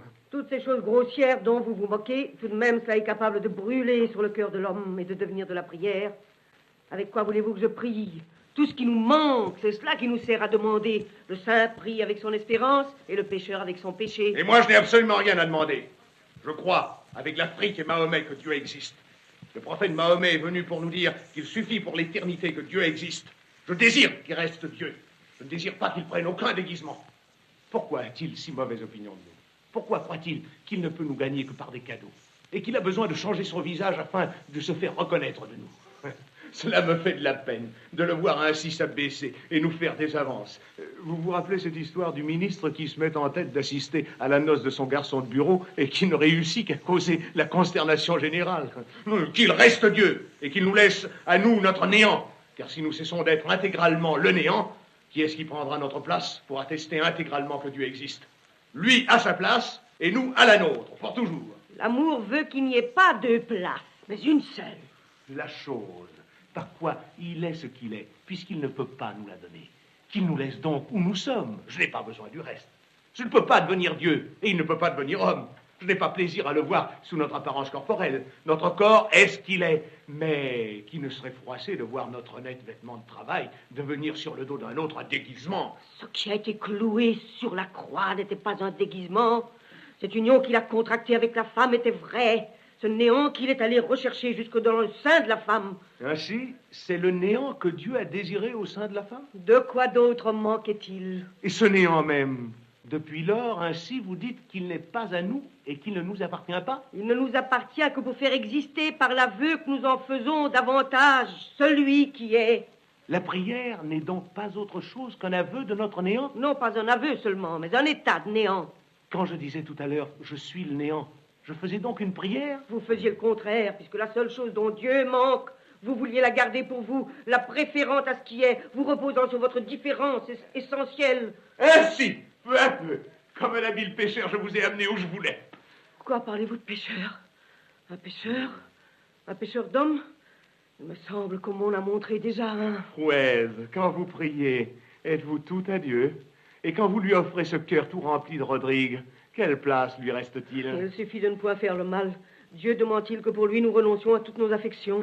Faible réponse. Il y a les affections que Dieu a permises et qui sont une part de sa volonté. Mais Rodrigue, dans votre cœur, n'est aucunement effet de sa volonté, mais de la vôtre. Cette passion en vous. La passion est unie à la croix. Quelle croix? Rodrigue, qui est pour toujours cette croix à laquelle je suis attaché. Et pourquoi donc ne lui laissez-vous pas achever son œuvre? Ne revient-il pas du bout du monde pour l'achever? Mais vous n'acceptez la mort de sa main que pour rendre par là votre âme de lui plus proche. Tout ce qui en moi est capable de souffrir la croix, ne le lui ai-je pas abandonné? Mais la croix ne sera satisfaite que quand elle aura tout ce qui en vous n'est pas la volonté de Dieu. Ah, parole effrayante. Non, je ne renoncerai pas à Rodrigue. Mais alors, je suis damné. Car mon âme ne peut être rachetée que par la vôtre. Et c'est à cette condition seulement que je vous la donnerai. Non, non, je ne renoncerai pas à Rodrigue. Mourez donc par ce Christ, en vous étouffez, qui m'appelle avec un cri terrible, et que vous refusez de me donner. Non, je ne renoncerai pas à Rodrigue. Oh, Prouès, je crois en vous, Prouès, je meurs de soif. Ah, cesse d'être une femme et laisse-moi voir sur ton visage, enfin ce Dieu que tu es impuissante à contenir, et attendre au fond de votre cœur cette eau dont Dieu vous a fait le vase. Non, je ne renoncerai pas, Rodrigue. Mais d'où viendrait autrement cette lumière sur votre visage?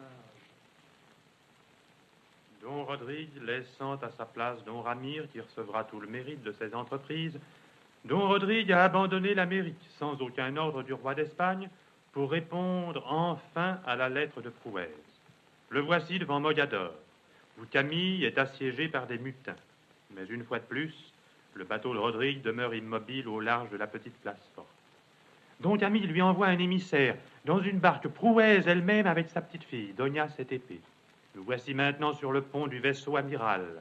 Rodrigue est assis sur un grand fauteuil doré. Autour de lui, les commandants du bateau et les principaux officiers. L'envoyé du commandant de Mogador est là. On le fasse entrer.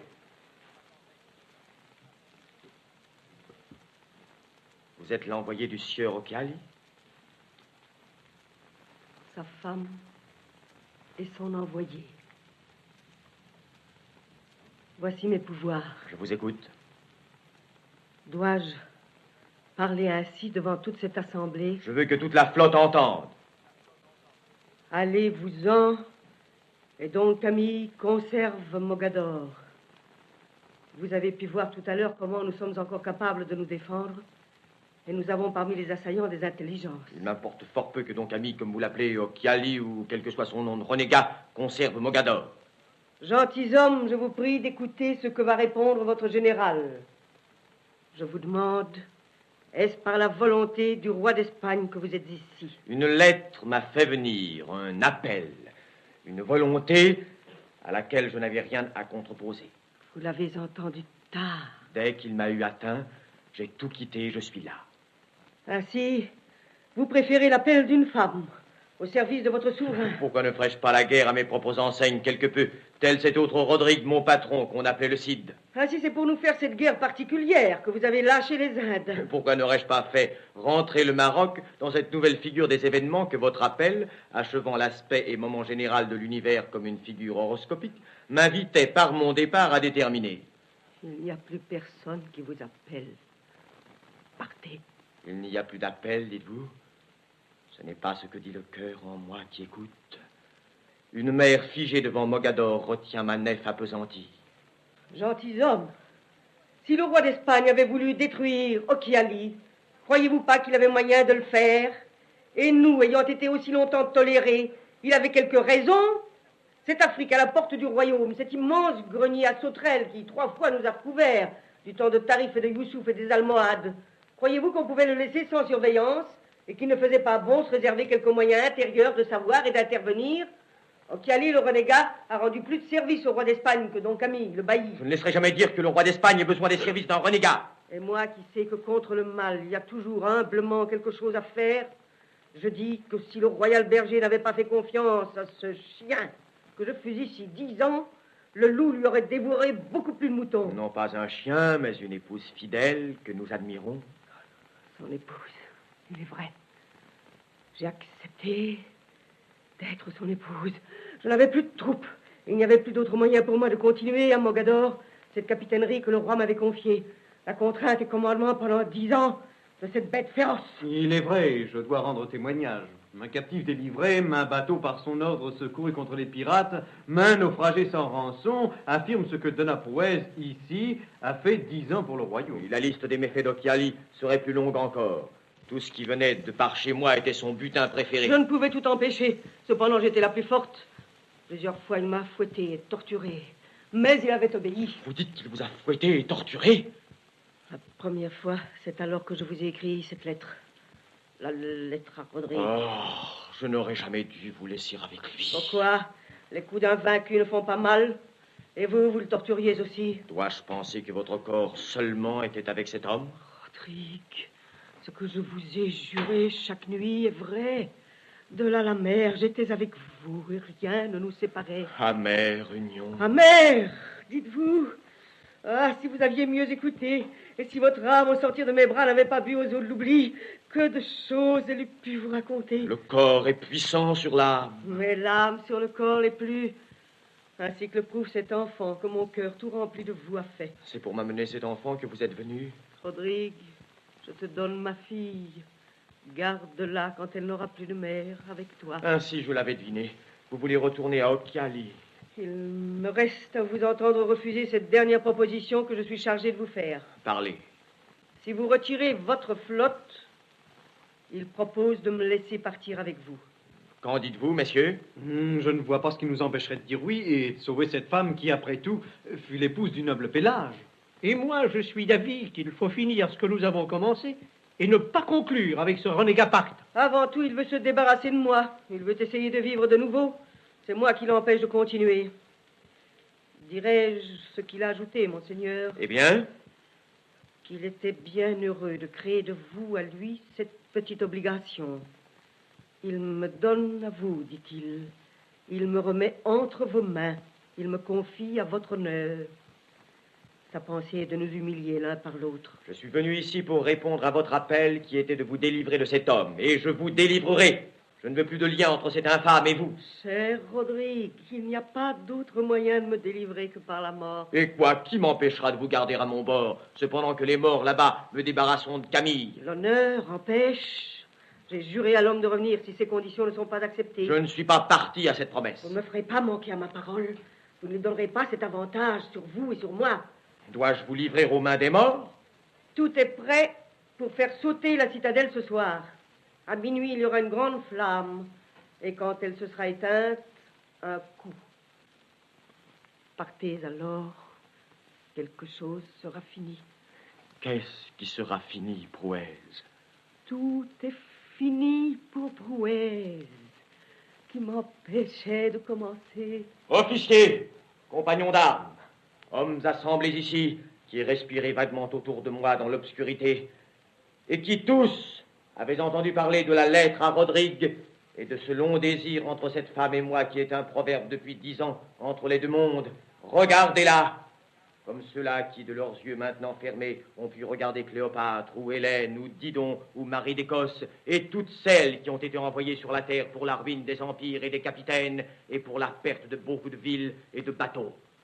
L'amour a achevé son œuvre sur toi, ma bien-aimée, et le rire sur ton visage a été remplacé par la douleur, et l'or pour te couronner par la couleur mystérieuse de la neige. Mais cela en toi qui autrefois m'a fait cette promesse, sous cette forme maintenant rapprochée de la disparition, n'a pas cessé un moment de ne pas être ailleurs. Cette promesse entre ton âme et la mienne, par qui le temps un moment a été interrompu, cette promesse que tu m'as faite, cet engagement que tu as pris, ce devoir envers moi que tu as assumé, elle est telle que la mort aucunement envers moi n'est pas propre à t'en libérer. Et que si tu ne la tiens pas, mon âme au fond de l'enfer pour l'éternité t'accusera devant le trône de Dieu. Meurs, puisque tu le veux. Je te le permets. Vas en paix. Retire pour toujours de moi le pied de ta présence adorée.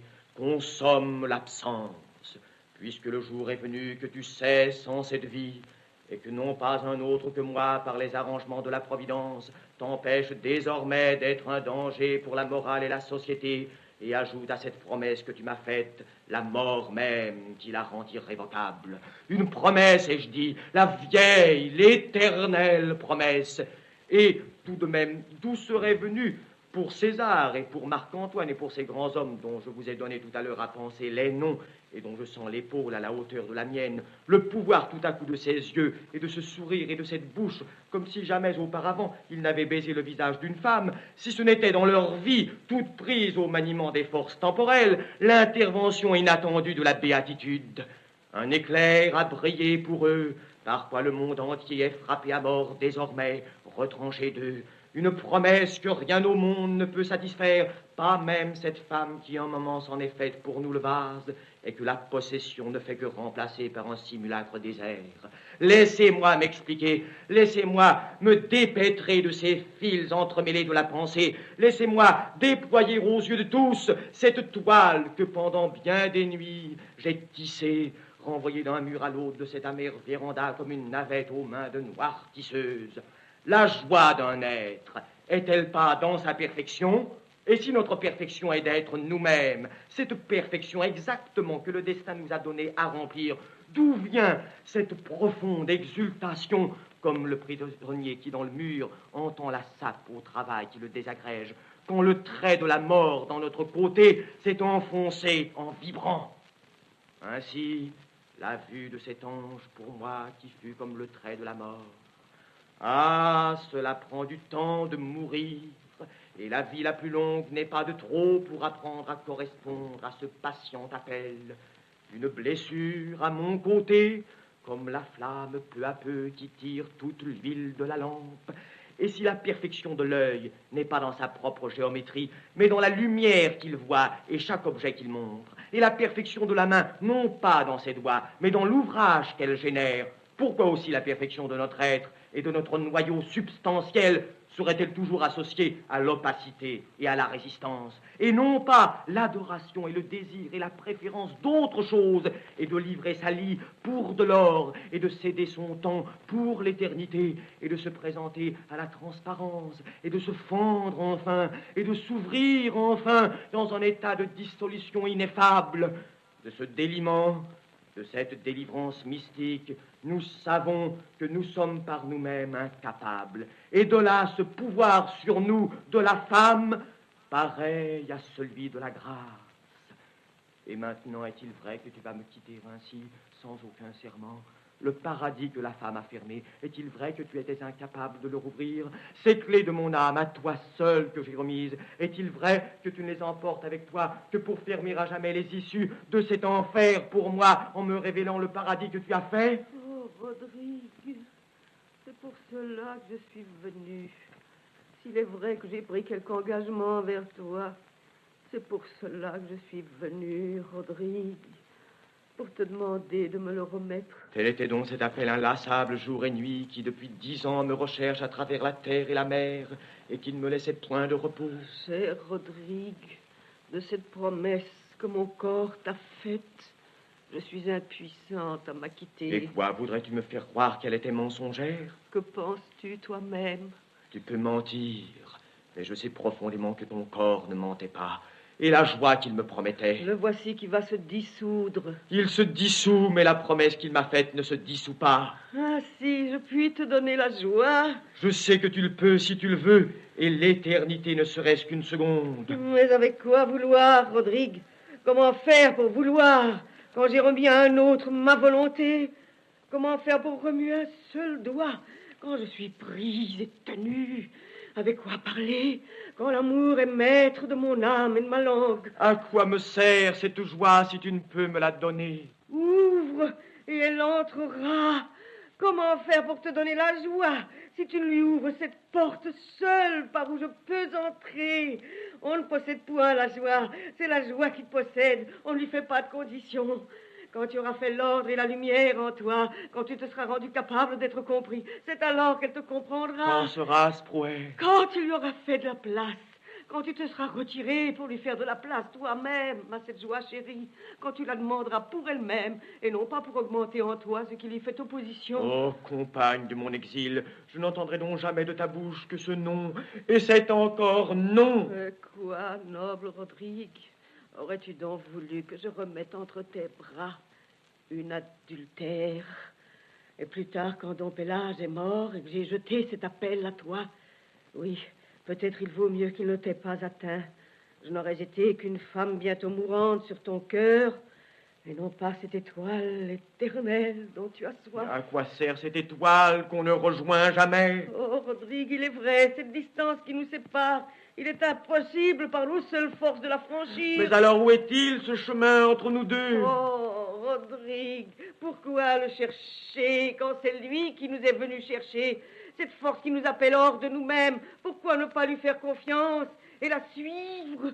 Pourquoi ne pas y croire et nous remettre à elle? Pourquoi chercher à savoir et faire tous ces mouvements qui la gênent et lui imposer aucune condition? Sois généreux à ton tour. Ce que j'ai fait, ne peux-tu le faire à ton tour? Dépouille-toi, jette tout, donne tout, afin de tout recevoir. Si nous allons vers la joie, qu'importe que cela soit ici-bas, à l'envers de notre approximation corporelle. Si je m'en vais vers la joie, comment croire que cela soit pour ta douleur? Est-ce que tu crois vraiment que je suis venue en ce monde pour ta douleur? Non point pour ma douleur, prouesse, ma joie. Non point pour ma douleur, prouesse, mon amour, prouesse, mes délices. Qu'ai-je voulu que te donner? La joie, ne rien garder, être entièrement cette suavité, cesser d'être moi-même pour que tu aies tout. Là où il y a le plus de joie, comment croire que je suis absente? Là où il y a le plus de joie, c'est là qu'il y a le plus prouesse. Je veux être avec toi dans le principe. Je veux épouser ta cause. Je vais apprendre, avec Dieu, à ne rien réserver, à être cette chose toute bonne et toute donnée qui ne réserve rien et à qui l'on prend tout.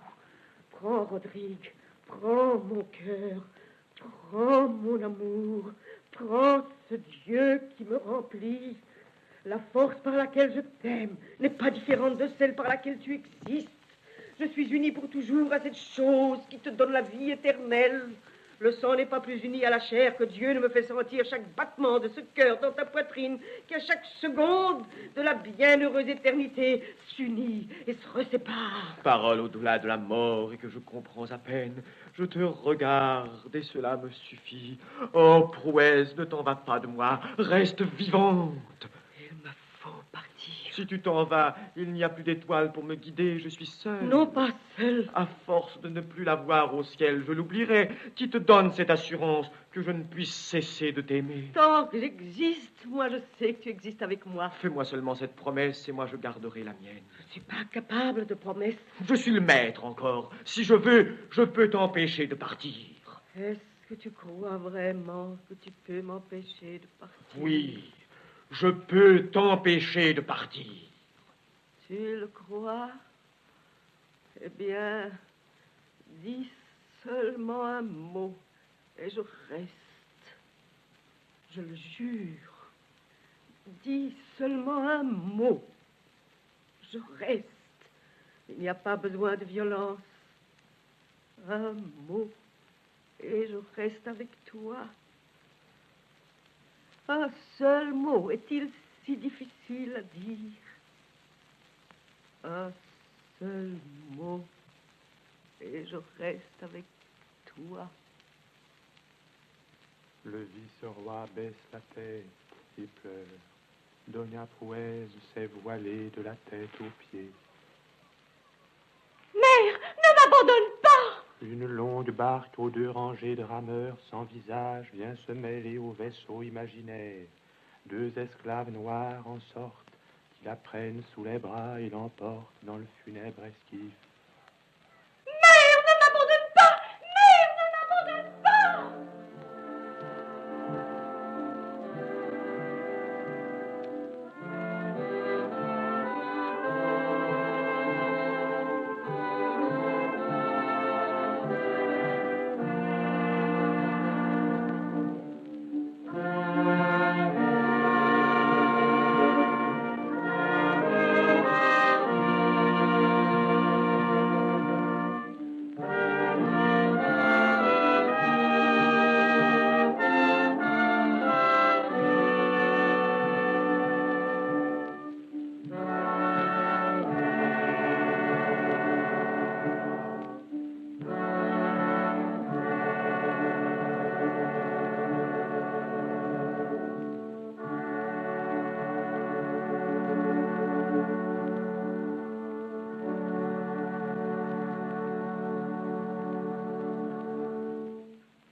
Mesdames, Messieurs, vous venez d'entendre la 3e journée du Soulier de satin, action espagnole en 4 journées de Paul Claudel.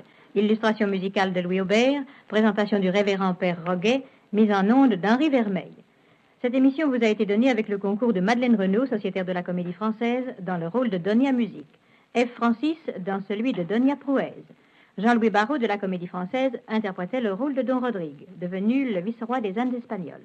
Fernand Fabre, celui de Don Camille. Cette émission vous a été donnée également avec le concours de Mesdames Marguerite Maillan, Raymond Vernet, Yvette Dainville, Gine Réty, de Messieurs Jean Worms, Jean Touloute, Robert Moore, Lucien Brulé, François Libert, Albert Gercourt, Jacques Tanne, Robert Dalban, Jacques Briana, René Villemet, Gaëtan Jor, Lucien Treffel et Paul Bernard dans le rôle de l'ange gardien. La voix chantée, Jeanne Segondy, orchestre sous la direction de Georges Hardinot.